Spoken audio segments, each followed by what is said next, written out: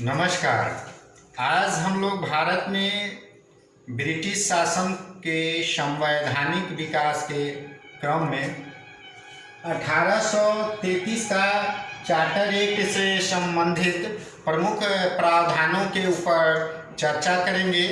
हम लोग यह जानेंगे कि भारत में अंग्रेजों ने इस प्रावधान के अंतर्गत कौन कौन सी व्यवस्थाएं लागू की थी।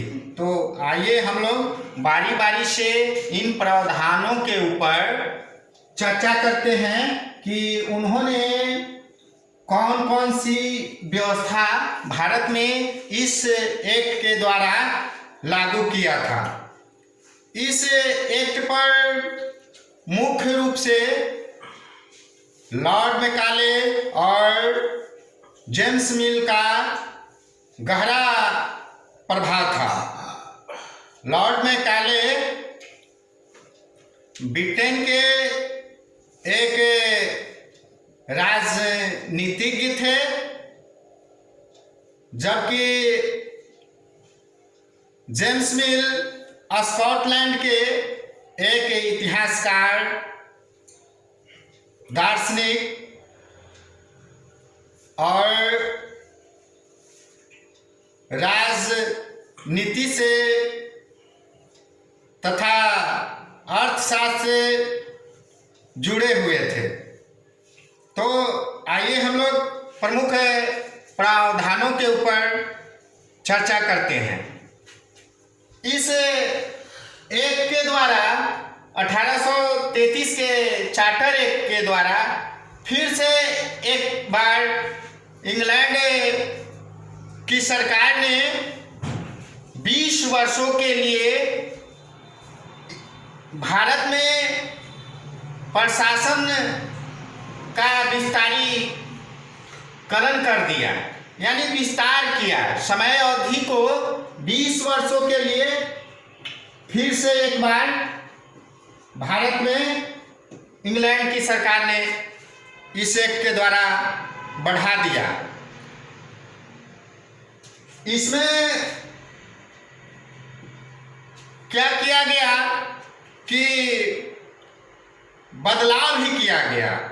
जो पूर्व का जो एक्ट था आपको 1813 ईस्वी का, तो उस एक्ट के द्वारा क्या किया गया था कि चीन देश और चाय पर व्यापार का एकाधिकार बना रहा था। लेकिन 1833 के इस चार्टर एक्ट के द्वारा क्या किया गया कि पूर्ण रूप से व्यापार का एकाधिकार ईस्ट इंडिया कंपनी से समाप्त कर दिया गया, ले लिया गया। और भारत में प्रशासन के क्षेत्र में ईस्ट इंडिया कंपनी को अपना साम्राज्य विस्तार करने के लिए विशेष रूप से जो है से इसमें समाहित किया गया इस एक्ट में कि चाय और चीन से व्यापार का एकाधिकार जब ले लिया गया तो कंपनी को केवल प्रशासन के क्षेत्र पर ज़्यादा नियंत्रण बना रहा। तो इस प्रकार से इस एक्ट में चाय और चीन देश के साथ व्यापार करने के एकाधिकार को वापस ले लिया गया, यानी समाप्त कर दिया गया। व्यावसायिक एकाधिकार को समाप्त कर दिया गया इस एक्ट के द्वारा। एकाधिकार को समाप्त कर दिया गया इस एक्ट के द्वारा। तो इस प्रकार से क्या हुआ कि कंपनी प्रशासनिक क्षेत्रों में अपना नियंत्रण प्रभाव ज़्यादा बढ़ाने लगे। फिर इस एक्ट के द्वारा क्या किया गया कि प्रशासन का केंद्रीयकरण कर दिया गया। प्रशासन का केंद्रीयकरण किया गया। प्रशासन के केंद्रीयकरण करने से क्या हुआ कि गवर्नर जनरल को ज़्यादा जो है अधिकार मिला, ज़्यादा शक्तिशाली हुआ।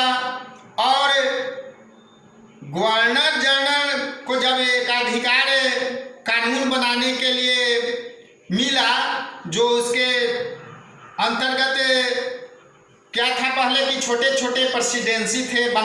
बंगाल और बंगाल के अधीन भी कुछ प्रेसिडेंसी होते थे या समतुल्य होते थे, जैसे बम्बई और मद्रास प्रेसिडेंसी। तो इन प्रेसिडेंसी का अधिकार जो है से क्या किया गया कि केंद्रीयकरण की नीति जब इस एक्ट के द्वारा लागू की गई, तो इसके द्वारा क्या हुआ कि बंगाल के गवर्नर को कानून बनाने के लिए जो है ज़्यादा शक्ति मिला। तो केंद्रीयकरण के द्वारा क्या हुआ कि प्रशासनिक क्षेत्रों में गवर्नर जनरल को ज़्यादा अधिकार प्राप्त हुआ। गवर्नर जनरल की सहायता के लिए क्या हुआ कि एक विधि अधिकारी को रखने के लिए जो है इस एक्ट के द्वारा जो है मंजूरी दिया गया। और लॉर्ड मैकाले प्रथम विधि अधिकारी लॉ मेंबर के रूप में, लॉ कमिश्नर के रूप में नियुक्त किए गए इसी एक्ट के द्वारा। तो ऐसा जो है इस एक्ट में प्रावधान लाया गया। इस एक्ट के द्वारा क्या किया गया कि केंद्रीयकरण के द्वारा प्रशासनिक क्षेत्रों का ढांचा जो है निर्मित किया गया, जिसके अंतर्गत बंगाल के गवर्नर जनरल को अब भारत का गवर्नर जनरल माना जाने लगा। बंगाल के जो गवर्नर जनरल थे उसे अब भारत का गवर्नर जनरल माना जाने लगा। और लॉर्ड विलियम बेंटिक भारत का पहला गवर्नर जनरल नियुक्त हुआ। तो इस प्रकार से गवर्नर जनरल की शक्ति को ज़्यादा बढ़ा दिया गया और वह अब भारत का गवर्नर जनरल बन गया।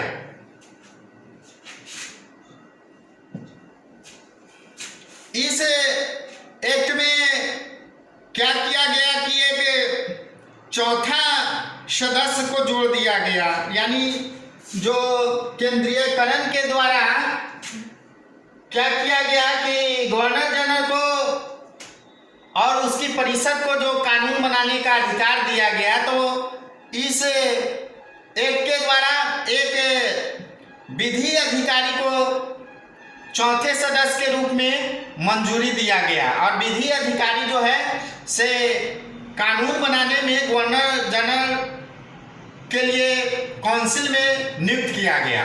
तो इसमें क्या हुआ कि एक चौथा विधि अधिकारी को जोड़ा गया और सदस्यों की संख्या 4 हो गई। इसमें क्या किया गया कि एक विधि आयोग की स्थापना की गई इस एक्ट के द्वारा। 1934 ईस्वी में क्या किया गया कि एक विधि आयोग की स्थापना की गई और यह विधि अधिकारी काउंसिल में गवर्नर जनरल की सलाह पर पूरे भारत के लिए कानून बना सकता था। तो विधि आयोग को मंजूरी दिया गया इस एक्ट के द्वारा। इस एक्ट के द्वारा क्या किया गया कि धारा 87 के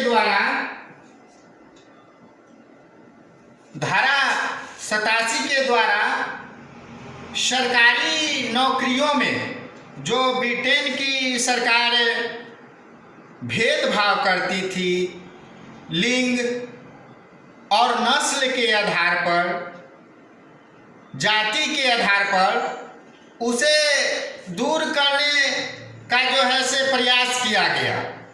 इस एक्ट के द्वारा 87 धारा के अंतर्गत क्या किया गया कि भेदभाव को समाप्त किया गया।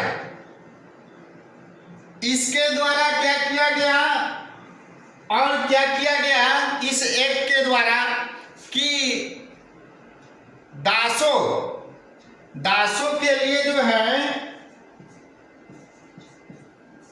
दासों के लिए उनकी दशा को सुधारने के लिए प्रयास किया गया। और यह प्रयास जो है पूर्ण रूप से लॉर्ड एलन बोरो के द्वारा जो है समाप्त किया गया 1843 ईस्वी में। 1843 ईस्वी में लॉर्ड एलन बोरो ने दास प्रथा को पूर्ण रूप से उन्मूलन कर दिया। इस एक्ट के द्वारा 1833 के चार्टर एक्ट के द्वारा क्या किया गया कि पहली बार खुली प्रतियोगिता करने के लिए, सिविल सेवा की खुली प्रतियोगिता करने के लिए क्या किया गया कि प्रावधान लाया गया। लेकिन चूंकि कंपनी के अधिकारियों की नियुक्ति जो है कोर्ट ऑफ डायरेक्टर्स करती थी, तो उन्होंने इसका विरोध किया। सिविल सेवा के द्वारा जो खुली प्रतियोगिता करने के लिए जो प्रयास किया गया, तो उसका कोर्ट ऑफ डायरेक्टर्स के विरोध के बाद इसे जो है से समाप्त कर दिया गया। तो ये सिविल सेवा के लिए खुली प्रतियोगिता करने का प्रयास किया गया।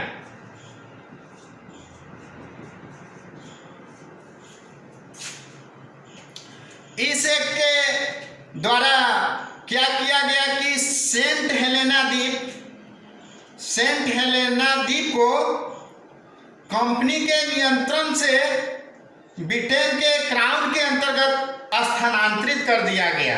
सेंट हेलेना द्वीप को क्या किया गया कि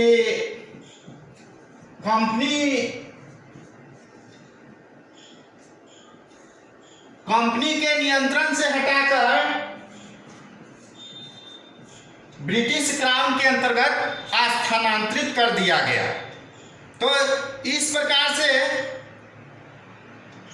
1833 ईस्वी के चार्टर एक्ट के द्वारा ये सारे निम्नलिखित प्रावधान जो है इंग्लैंड की सरकार द्वारा किया गया, जिसका जो है से महत्व इंग्लैंड की सरकार के लिए प्रशासन के क्षेत्रों में साम्राज्य विस्तार के लिए जो है से बढ़ावा देने की ओर जो है से इंगित करता है। तो ये सारे प्रावधान 1833 ईस्वी के चार्टर एक्ट के द्वारा किया गया था। सेंट हेलेना द्वीप दक्षिणी अटलांटिक महासागर में स्थित था, जहां पर निर्वासितों को रखा जाता था, जिसमें नेपोलियन बोनापार्ट को भी इससे संबंधित कर रखा गया था। तो इस प्रकार से ये सारे प्रावधान 1833 ईस्वी के चार्टर एक्ट के द्वारा किया गया था।